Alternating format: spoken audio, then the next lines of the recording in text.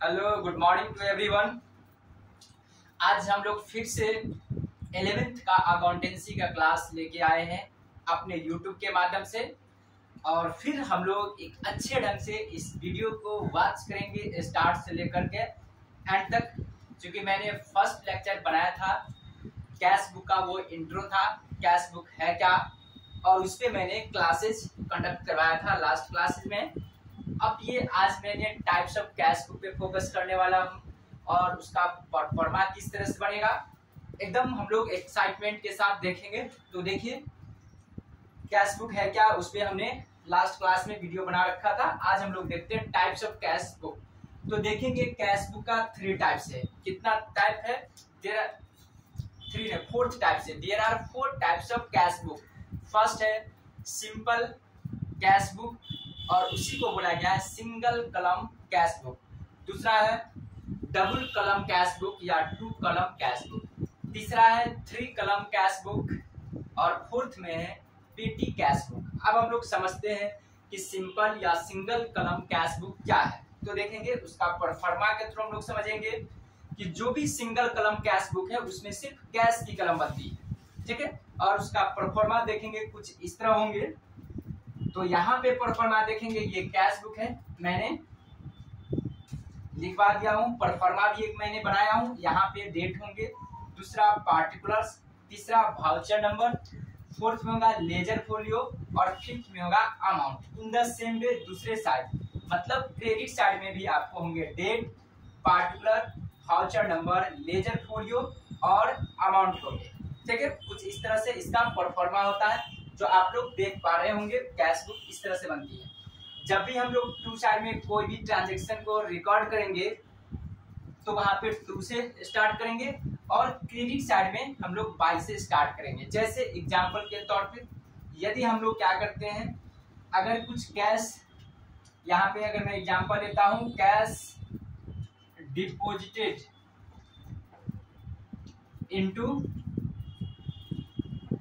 यदि बैंक है, ठीक है, रुपीज सपोज दैट 10,000 है, तो हम लोग को जब कैश बुक बनाना पड़ेगा तो किस तरह बनाएंगे। तो देखेंगे कैश डिपॉजिट हो रही है बैंक में, इसका मतलब कैश हम लोग से जा रही है, ठीक ना। तो क्या हम लोग करेंगे, कैश बुक में हम लोग लिखेंगे, क्योंकि डिपॉजिट होगी बैंक में, कैश हमारी ओर से जा रही है, इसका मतलब बाई साइड में क्या हो जाएगा, हम लोग बैंक को डिपॉजिट करेंगे कैश। तो क्या होगा, कैश की बैलेंस घटेगा तो लिखेंगे यहाँ पर बाई बैंक, ठीक है। कुछ इस तरह से होगा। बैंक अमाउंट 10,000 रुपये होगा। क्योंकि हमने क्या बताया था कि जितने भी रिसिप्ट होगा उसको डेबिट साइड में लिखेंगे और जितने भी पेमेंट होगी कैश का उसको क्रेडिट साइड में लिखेंगे। तो यहाँ पे क्या हो रही है, पैसा जा रही है, मतलब हम लोग पेमेंट कर रहे हैं तो बाय साइड में लिखेंगे। अगर मानकर चलिए सपोज दैट यदि मैं मानूं रेंट को पेड करेंगे, रेंट पेड हो सकती है रुपीज 5,000, तो क्या होगा, कैश जाएगा, पेमेंट होगी, तो मैं यहाँ पर लिखूंगा बाय रेंट। चूंकि कैश के अकाउंट है तो मुझे कैश लिखना होता नहीं है, इसको मैं लिखूंगा 5,000। इन द सेम वे यदि किसी को सैलरी पेमेंट करूंगा तो बाय सैलरी, यदि मैं किसी से रेंट रिसिप्ट करूंगा या इंटरेस्ट रिसिप्ट होगी तो क्या होगा, कैश का रिसिप्ट होगा, तो मैं उसे लिखूंगा टू इंटरेस्ट, ठीक है। सपोज दैट 2,000 है तो मैं इसको 2,000 यहाँ पे लिख दूंगा और डेट में जितना तारीख रहेगा, डेट रहेगा, उसको मेंशन कर दूंगा, यहाँ पे भी डेट। आई होप कि आप लोग मेरे बातों को यहाँ तक समझ गए होंगे, एकदम अच्छे से हम लोग समझेंगे। तो ये रहा आपको सिंपल कैश बुक और सिंगल कलम कैश बुक जिसको आपने परफॉर्मा देखा। और देखिए दोस्तों, जितने भी मेरे बच्चों हैं मैं बता दूं कि जो भी सिंगल कलम कैश बुक है, ठीक ना, वही मेन बेसिक है और उसी के बेसिस पे आपको डबल कलम कैश बुक या ट्रिपल कलम कैश बुक बनाई जाती है या 2 कलम कैश बुक बोलिए, डबल बुक। तो डबल में क्या होने का है, देखिए कहता है डबल कलम कैश बुक या मतलब और 2 कॉलम कैश बुक। यहाँ पे क्या होंगे, 2 कलम हो जाएंगे कैश बुक का। 2 कलम क्या क्या होगा, जैसे हम लोग यहाँ पर अमाउंट लिखे तो ये समझेंगे चूंकि कैश बुक है, सिंगल कलम है, तो कैश का ये अमाउंट रहा। अब क्या होने का है, जैसे ही हम लोग अगर बनाएंगे परफॉर्मा तो देखिए किस तरह होगा। मैं फोलियो और लेजर को हटा दे रहा हूँ, वो सब में रहेंगे और डेट पार्टिकल मान के चलिए कुछ इस तरह से हम लोग बनाएंगे। ठीक है, यहाँ पे कुछ इस तरह से लिखेंगे और देखेंगे यदि 2 कलम कैश बुक बनानी हो या डबल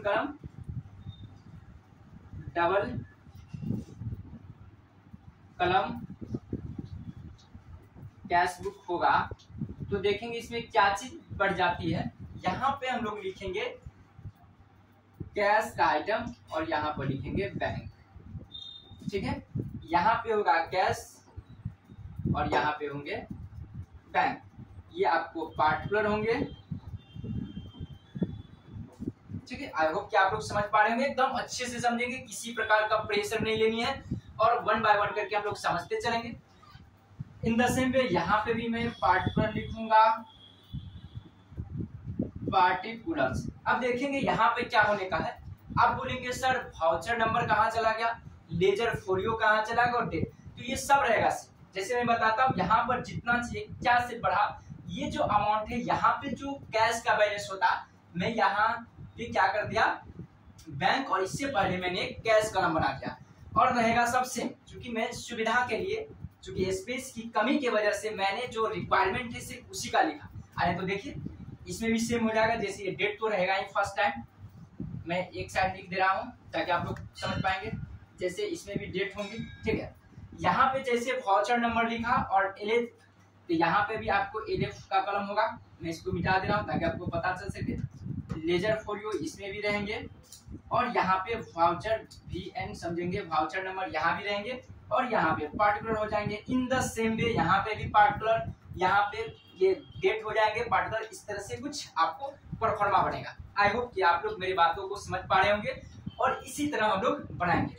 अब देखेंगे आगे क्या होने का है।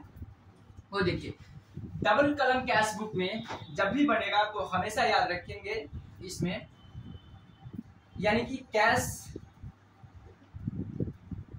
एंड बैंक कलम बनेगा, या तो कैश एंड डिस्काउंट कलम बनेगा, या तो सी में बैंक एंड डिस्काउंट कलम बनेगा। इस तरह से आपको डबल कलम कैश बुक में आपको बनेगा। ठीक ना, ये रहा आपको डबल कलम कैश बुक। अब देखेंगे यहाँ पे 3 कलम कैश बुक में क्या होने का है, मतलब ट्रिपल जिसको बोलते हैं, एक दाम में 3 कलम।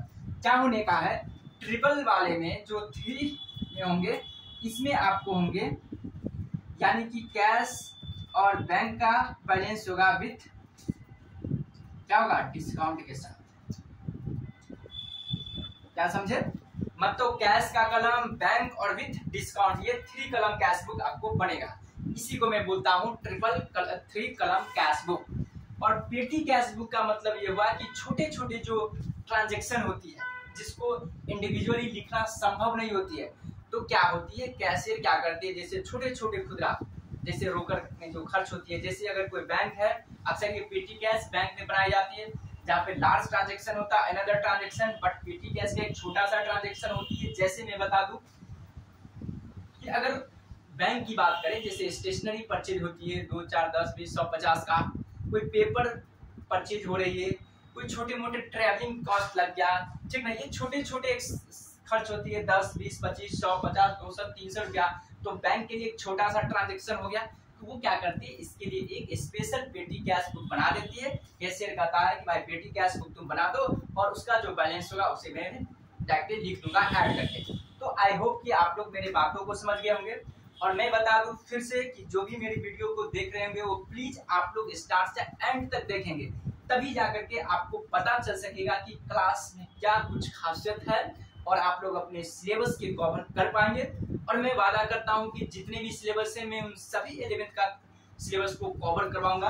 क्योंकि आज जो रहा ये कैश बुक का दूसरा लेक्चर रहा, मैंने फर्स्ट लेक्चर करवा दिया हूं और मैं इसके डिस्क्रिप्शन बॉक्स में भी मैं उसका लिंक को दे दूंगा, कॉपी कर दूंगा, ताकि आप लोग जब इस वीडियो को देखेंगे, अगर जिनको छूट गया होगा फर्स्ट क्लास तो वो भी देख लेंगे फर्स्ट क्लासेस।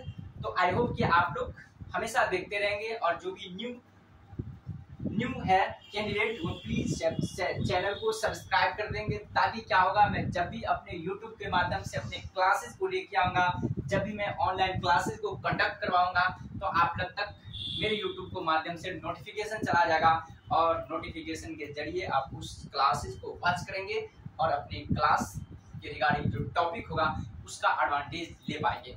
तो आज की क्लास यहीं पे एंड करता हूँ। Okay, bye bye, have a nice day.